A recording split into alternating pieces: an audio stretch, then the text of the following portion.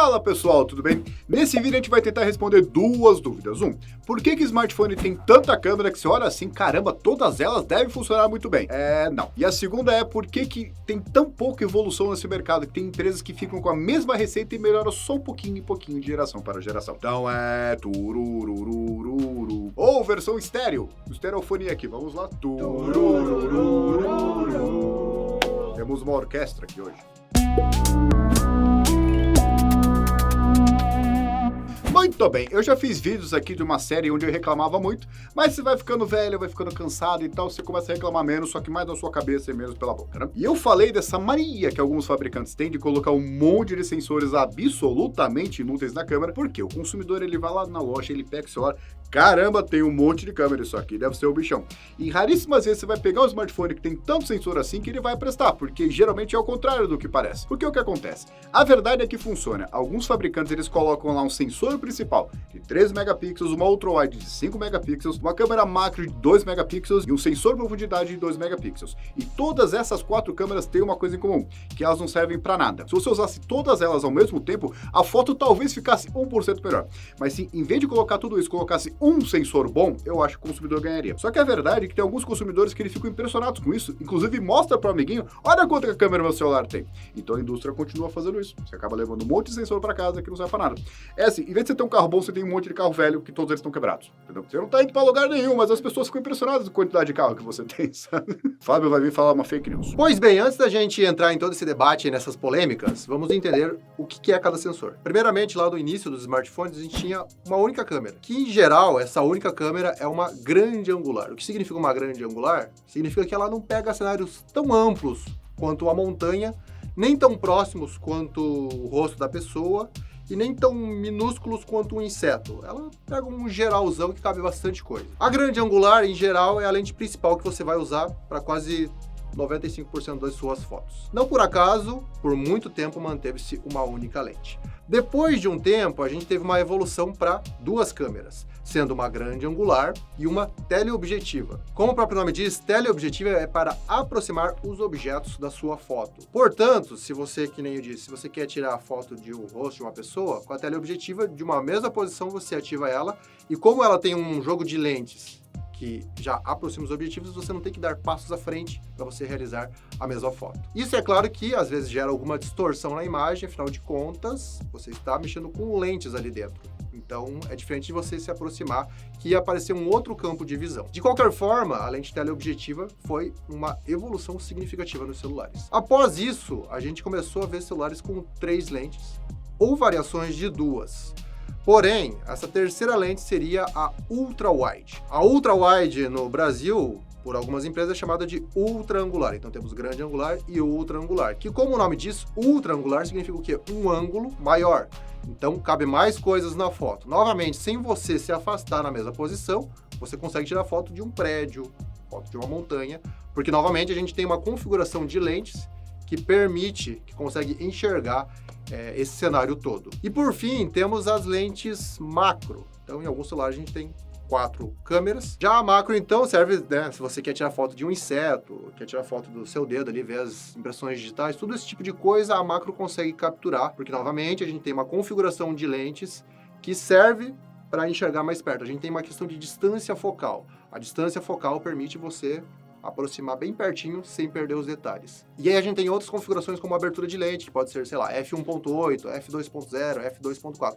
E aí entra numa aula de fotografia muito mais extensa, mas via de regra, quanto menor o fator f, né, f1.6, f1.8, mais clara vai ficar a sua imagem. Então, é por isso que celulares mais recentes trazem lente f1.5 que conseguem fazer excelentes fotos noturnas sem ter aquele ruído todo na imagem. Porque se você pega um celular com uma câmera intermediária, você vai fazer a foto noturna ou vai ficar muito escura, ou quando ele tentar clarear a imagem, vai ficar com muito ruído, porque ele faz essa compensação através de outros ajustes, como o aumento do parâmetro ISO.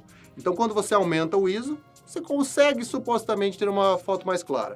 Porém, com um prejuízo de que, como ele não está enxergando os detalhes, a lente não tem essa capacidade, a foto acaba ficando cheia de ruídos. Então, via de regra, essa é uma aula super básica de fotografia em celulares, mas dá para você entender o que tem. E a gente tem, é claro, variações entre diferentes marcas, de questão de abertura da lente. Por exemplo, uma ultra angular não necessariamente é igual em todos os celulares. Então, você vai ter algumas que captam um pouco mais cenário, algumas que captam um pouco menos, mas o objetivo é o mesmo. E também vai ter teleobjetivas diferentes. Então, teleobjetivas para zoom de 2x, 3x ou até 10x.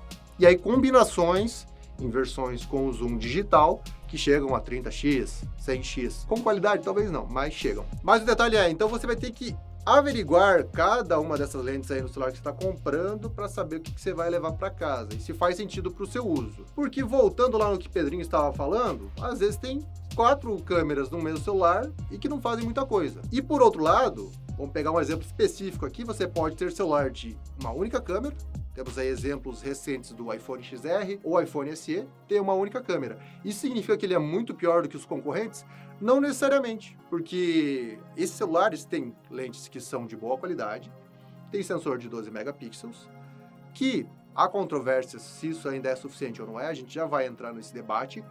Porém, o que acontece é que esses celulares têm uma questão de processamento neural interessante. Então, por exemplo, no iPhone SE, você consegue fazer fotos com fundo desfocado sem ter uma segunda lente.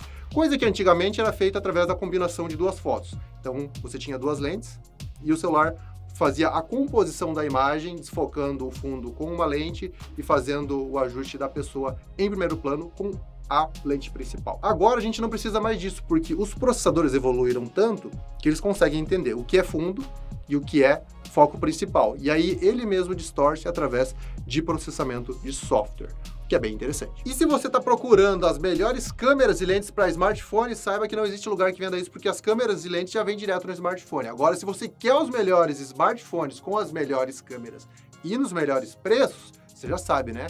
Canaltechofertas.com.br, onde tem desconto nos principais aparelhos e a gente só coloca quando tem desconto mesmo, tá certo? Então, entra lá, fica ligado e, é claro, acessa. Você pode escolher se você quer receber no WhatsApp ou no Telegram.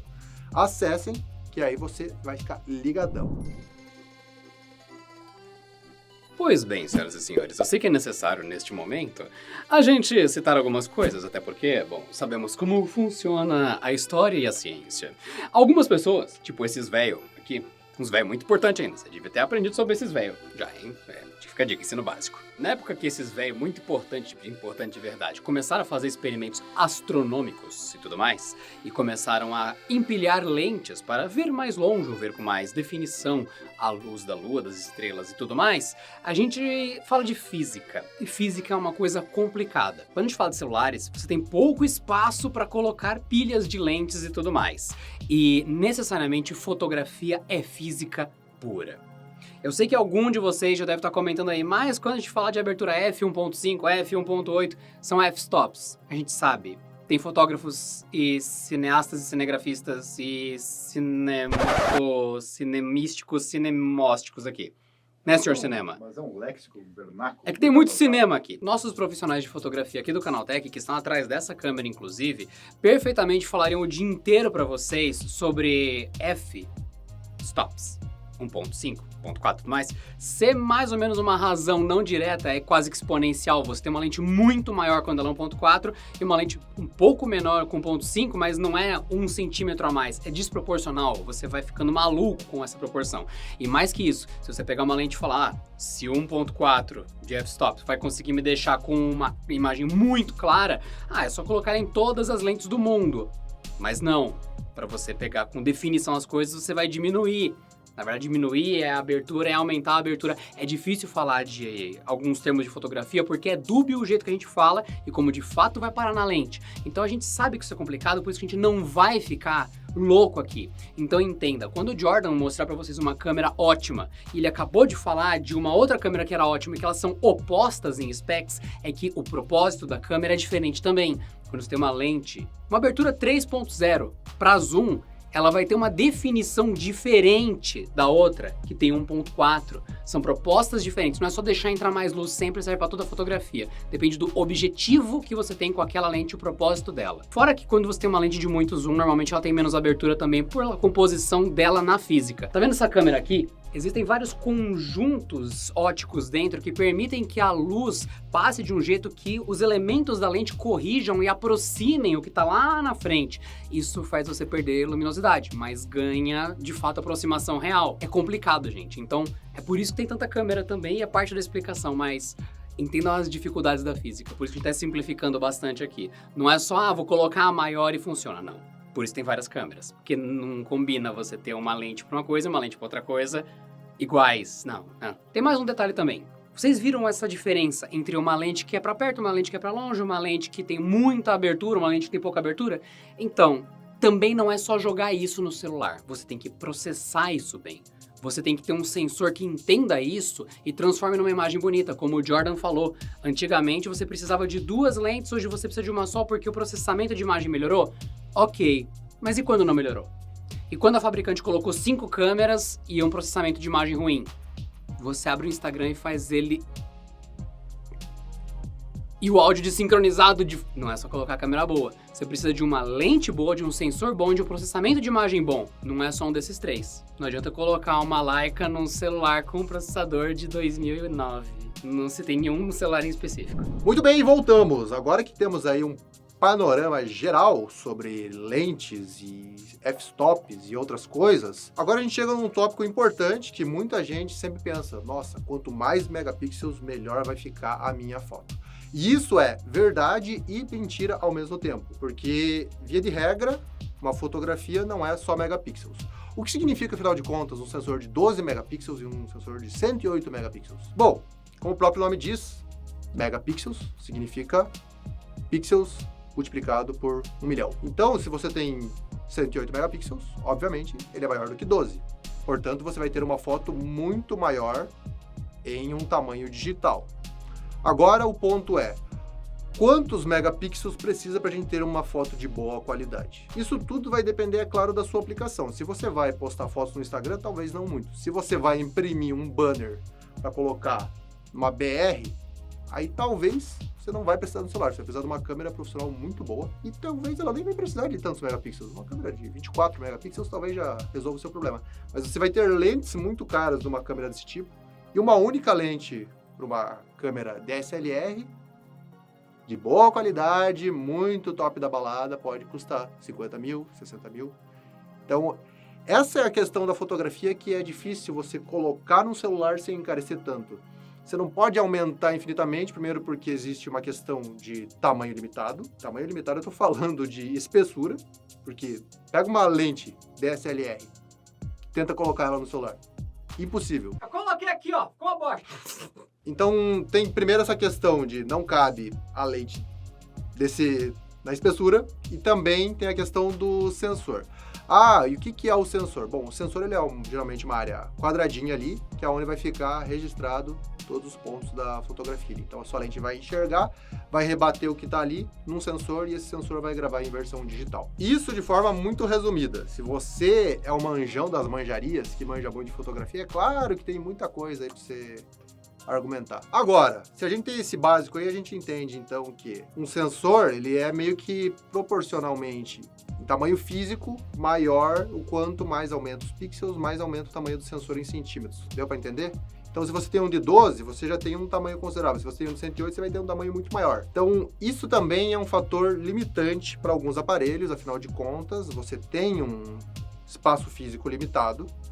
E é claro, a gente tem celulares, nossa, mas eu vi o da concorrente aqui tem 108 e o meu aqui só tem 12. Mas esse aumento em sensor não significa necessariamente um aumento em qualidade de imagem. Você tem um aumento em tamanho, mas a qualidade de imagem pode ser definida por outros parâmetros que a gente já comentou. Questão de luminosidade, questão de ISO, questão de balanço de brilho, questão de inteligência artificial. Então são vários parâmetros que vão compor uma imagem. E a gente tem isso aplicado para diferentes cenários. Então, um sensor de 108 megapixels talvez não vai ser o melhor para foto noturna, porque ele vai ser combinado com uma lente que talvez não vai enxergar tão bem, enfim. É claro que estou dando exemplos super genéricos, mas deu para entender que não necessariamente uma coisa está relacionada à outra. Agora, uma coisa que muita gente pergunta é, por que algumas fabricantes ficam paradas no mesmo sensor, no mesmo padrão de foto por muitos anos? O primeiro argumento que eu tenho, talvez seja verdade ou talvez não é, em time que está ganhando, não se mexe. Se você já faz uma foto muito boa de 12 megapixels, as pessoas estão satisfeitas com isso, você precisa evoluir só para acompanhar a concorrente? Seria bom, talvez sim, mas as fotos finais, no fim das contas, é o que importa, né? Então, e vocês sabem de quem eu tô falando. Eu tô falando do iPhone. O iPhone tá há muitos anos parado em 12 megapixels. E muda a abertura de lente, e inclui um novo recurso. Mas via de regra, eu pergunto assim, quantas pessoas que têm iPhone que vocês já ouviram reclamar assim, nossa, a foto do meu iPhone tá ruim? Raramente. Se essa pessoa reclamou é porque ela realmente queria sacanear. Que em geral as fotos são boas. Agora, outras marcas colocando sensores maiores de 50 megapixels, 108 megapixels, é porque as lentes deles já não eram suficientes? Não necessariamente, mas talvez porque eles queriam incluir outros recursos. Porque se vocês repararem bem, a mesma câmera que é utilizada para fazer as fotografias de 50 megapixels, ela também vai ser utilizada para fazer vídeos. E eis um fator importante para a questão de megapixels. Em 12 megapixels você consegue fazer vídeos em 4K, mas você não consegue fazer vídeos em 8K. Agora, se você tem uma lente superior a isso, de 50 mega, você já tem então a quantidade de pixels necessária para fazer o recorte do vídeo em 8K. Então, também é um fator interessante a se pontuar que uma coisa leva a outra. Então, se você quer fazer um celular que tenha suporte para vídeo em 8K, você vai precisar de mais de 12 megapixels. Os celulares da Apple, atualmente a linha iPhone 13, não faz vídeo em 8K. Então, para eles, por enquanto, não fazia sentido colocar uma lente acima disso. Se no iPhone 14 vai ter, não se sabe. Mas se eles vão fazer vídeo em 8K, eles vão ter que aumentar o tamanho do sensor. Você não vai ver alguém falando que o Mi 11 Ultra faz fotos ruins. Você não vai ver alguém falando que o iPhone 13 Pro Max Mega Power Ultra Blaster faz fotos ruins. E são abordagens completamente diferentes. Isso ajuda a responder a pergunta desse vídeo para você que entrou aqui, para saber por que o celular tem tantas câmeras, por que é tão difícil inovar nos celulares em quesito de fotografia e por que tem tecnologias que desapareceram, que a gente vai falar aqui também. Recentemente a Apple colocou nos iPhones uma tecnologia que deixa ele de fato uma câmera para filmar como o cinema costuma fazer, que é isso aqui que tá na apresentação deles, inclusive. Isso aqui funciona mesmo, que você tá com foco no primeiro plano nessa pessoa e durante a gravação você troca esse plano de foco lindamente para o que está atrás, ou vice-versa. E isso não muda de acordo com megapixels, isso muda de acordo com a capacidade de processar essa imagem em tempo real e também converter essa imagem em algo que presta. Não adianta você processar isso muito bem e fazer uma imagem horrível. Envolve muita capacidade da lente, do sensor e do processamento disso tudo, tá num nível incrível. E acabei de citar um exemplo da Xiaomi e um exemplo da Apple, que são ataques diferentes ao mesmo problema, ou seja, qualidade de imagem. A Apple oferece isso, a Xiaomi oferece outra coisa. Então, quando você vê 12 megapixels, como o Jordan falou, versus 108, 200, não faz sentido. São coisas diferentes.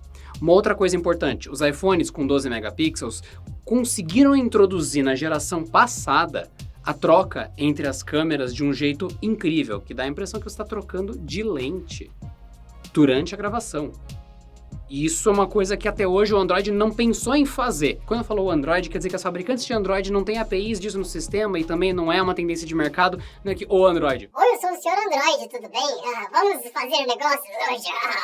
Isso não existe, gente. Então quando eu falo o Android, quer dizer o mercado de smartphones que rodam Android. Já no caso da Apple, isso simplesmente aconteceu. Você tem as 3 câmeras ativas ao mesmo tempo, com o processador gerando imagem em tempo real ao ponto de que ele consegue fundir elas, ao ponto de imitar uma lente de uma câmera profissional, de fato trocando o zoom sem você nem notar. Isso daí é uma outra abordagem. Tem mais a ver com computacional do que de fato o sensor e a lente, mas também tá junto.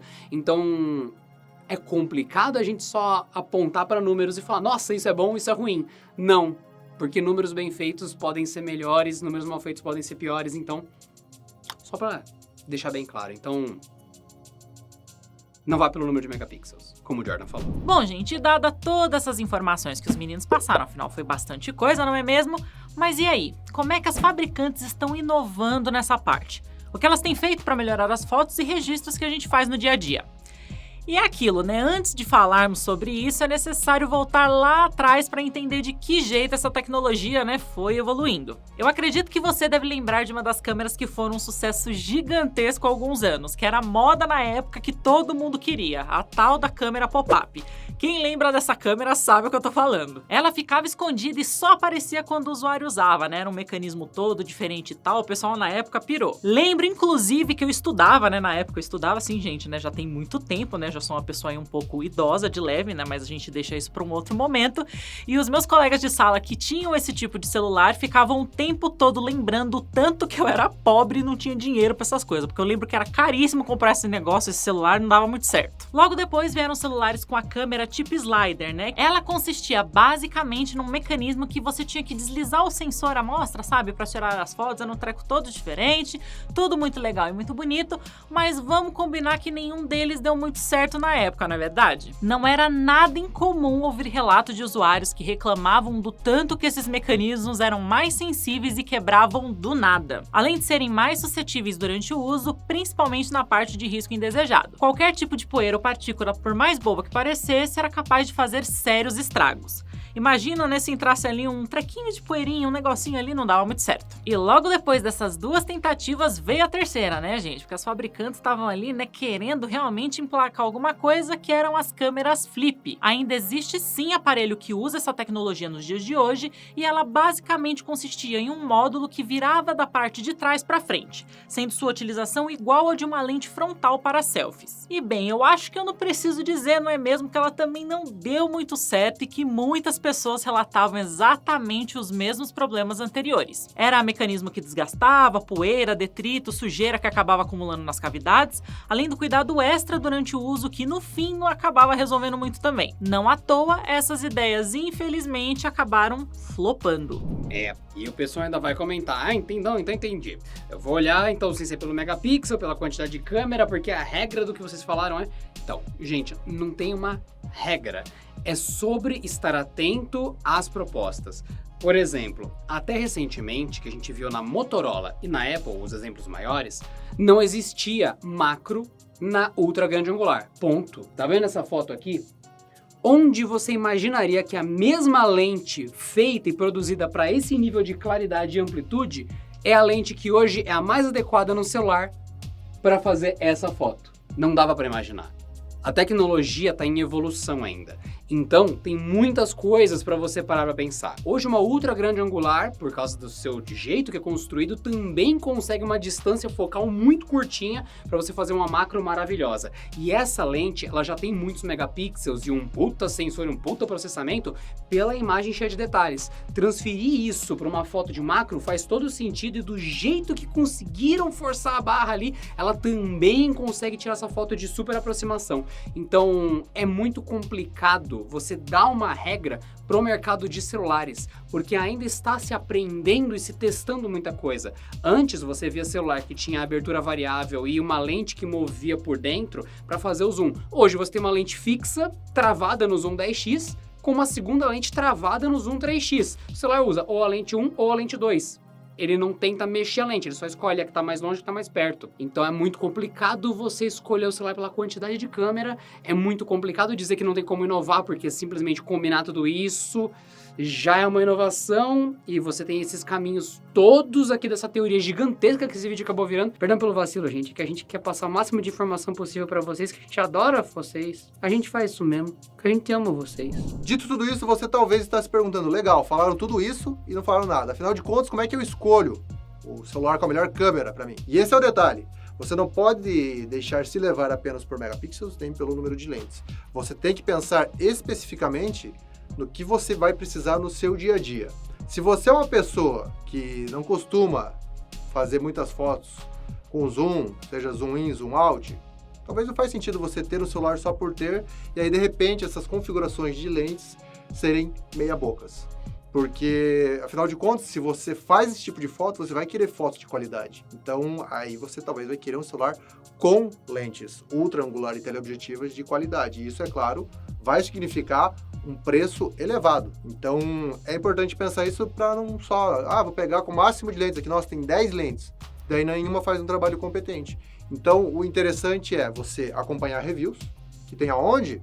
Melhor canal do YouTube, aqui mesmo no Canaltech, review dos principais smartphones do momento. E aqui a gente mostra como que fica a qualidade das fotos. Aí você já sabe, opa, celular de tal marca é muito bom para teleobjetiva, mas não é tão bom para outra angular. Nossa, para fotos do dia a dia, para fotos noturnas. Isso vai depender muito dos resultados finais e não de especificações, porque especificações não necessariamente dizem como a foto vai ficar, elas dão uma noção, o que é importante, é claro. Agora, os resultados finais é o que realmente, de fato, importa. Então, recapitulando, você realmente precisa de fotos com zoom? Você quer esse recurso? Pense nisso no seu dia a dia. O quanto você vai usar? Você é uma pessoa que só faz selfie para Instagram? Talvez não vai fazer sentido nenhum você ter 3 lentes atrás. Agora, você é uma pessoa que quer realmente fazer fotografia, não quer investir em câmera, mas acha que um celular vai ser suficiente para isso, para esse seu hobby. E aí você pode começar a pensar, bom, eu quero muito fazer fotos macro. Então você vai precisar de celulares específicos. Não é todo celular que vai fazer foto macro de qualidade. Não é todo celular que vai fazer fotos noturnas de qualidade. Então tudo isso vai depender das especificações, do software do celular, que é muito importante você averiguar isso também, porque não é porque todos usam Android que todo Android é igual. Cada marca coloca ali um processador de imagem e cada marca coloca um tipo de software diferente. É claro que há softwares que você pode baixar lá na Google Play Store ou na App Store e que podem revelar outros detalhes que o software original da fabricante não faz. Então isso já é uma questão separada. Mas via de regra você vai ter um resultado pronto, um resultado padrão do celular. É isso que você vai ver nos reviews geralmente e você vai ter a noção, bom, esse celular aqui realmente é bom para foto noturna, é isso que eu quero. Agora, responda se você quer realmente, porque se você só pagar para ter e não usar, não faz sentido. E é isso, gente, esse foi mais um episódio do Canaltech Curso 2000. Espero que vocês tenham gostado aí desse aulão sobre fotografia, sobre câmeras. Se você gostou, comenta aí o que você achou, se você tem outras dicas pro pessoal aí, que faltou a gente comentar que, nossa, os caras vacilaram, esqueceram de falar algo muito importante. Comenta aqui embaixo, então, que aí o pessoal fica ligadão.